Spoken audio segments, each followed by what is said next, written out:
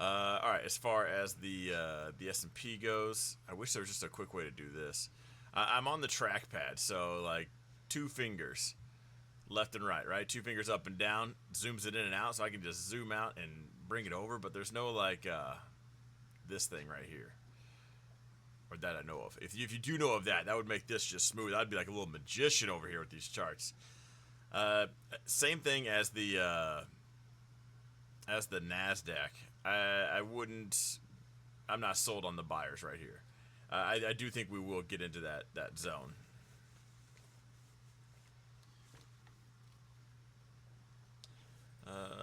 As far as the expected moves go, nothing really. I mean, we really.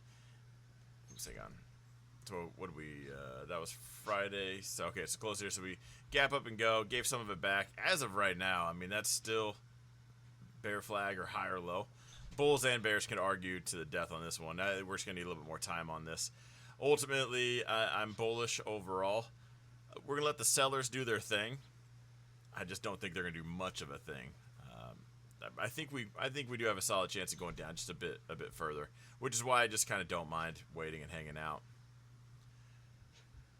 Grandpa Dow did absolutely nothing today. That ultimately held up. Russell came roaring back at least. All right, so that was Friday's red. Monday, Tuesday. Okay, just holding on to that one. Russell's looking good, holding above that zone. I would be bullish this one. Out of all of these, this is the one I would be bullish. We got a strong bounce out of that zone. We tried to. Buyers showed right back up again. If we didn't even break that, I don't think I'd be worried. Let's get into to ticker call out.